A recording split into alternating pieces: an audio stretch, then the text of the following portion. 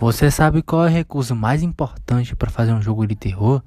Fica até o final desse vídeo que você vai entender. A ambientação é sem dúvida um dos elementos mais importantes para fazer um jogo de terror. É fascinante observar como cada detalhe é cuidadosamente colocado para reforçar a narrativa ou aumentar a atenção do jogador. Criar uma ambientação eficiente em um jogo de terror é muito mais complexo do que parece. Um ótimo exemplo disso é a icônica neblina de Silent Hill. À primeira vista pode parecer um recurso simples, mas ela transmite uma sensação de incerteza e de que algo pode estar bem à sua frente, pronto para te surpreender. Esse recurso, mesmo antigo, confirma uma teoria que eu tenho. Para fazer um bom jogo de terror, não é necessário gráficos ultra realistas. Na verdade, os jogos com visual estilo PS1 têm ganhado mais destaques recentemente. O chamado terror analógico tem se tornado mais comum e nele a construção de uma narrativa e da atmosfera tem muito mais peso do que um simples susto ou jumpscare qualquer. Um bom exemplo disso é o Silent Hill PT, um jogo que aposta em uma ambientação psicológica densa, bem forte, do que qualquer susto barato. Isso faz que o jogo não seja repetitivo, porque o jumpscare com o tempo vai se tornando previsível, repetitivo, e o nosso cérebro aprende a lidar com isso.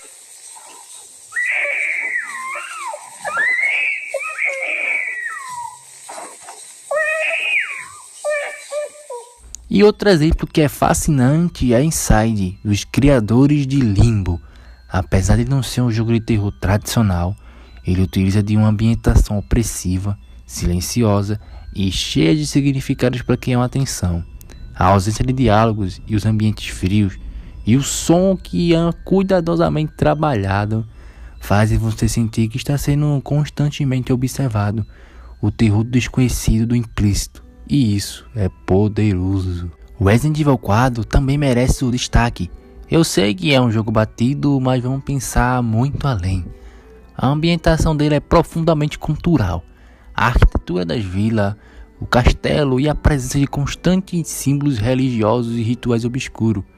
Tudo remetido ao período da história que a Igreja Católica tinha um poder absoluto. Olha os designs dos inimigos. Não te remete a bispos católicos, a padres católicos. Os inimigos e membros de uma seita também herege. E também aquela cena que o policial está sendo queimado.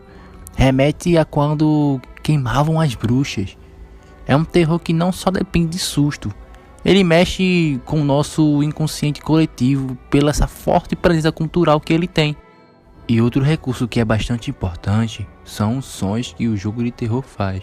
50% do terror ele é ambientação, ele é visual, e os outros 50% eles são sonoros. Ora, se o jogo não tivesse nenhum barulho, eu acho que você não sentiria nenhum medo quando jogasse um jogo de terror. Um bom exemplo disso é Resident Evil 8. Em uma determinada parte a gente fica desarmado, e quando a gente vai para um corredor a gente começa a escutar barulhos estranhos. Esses barulhos, por mais que sejam incômodos, ainda não é o ênfase do jogo, porque quando a gente tá voltando isso aqui acontece.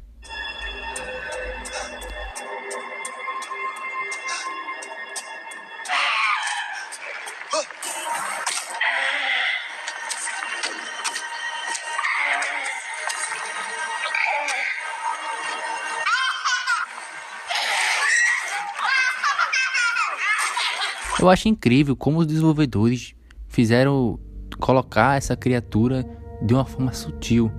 O medo não é dela em si, por mais que ela seja feia. O medo é o som que ela emite.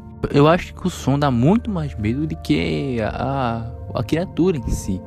Porque como eu falei, ela é o som que ela emite. Então quando a gente vai voltando, a gente chega a sentir um alívio, porque a gente não escuta mais o som dessa coisa aí. Eu dei vários exemplos a você, mas onde eu quero chegar é que a ambientação dos jogos de terror são uma das coisas mais importantes na construção de um enredo.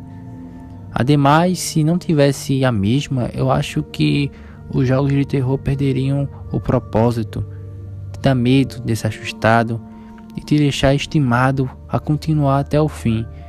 Imagina se um jogo de terror não tivesse ambientação, fosse apenas algo súplico. Será que você ainda assim se interessaria?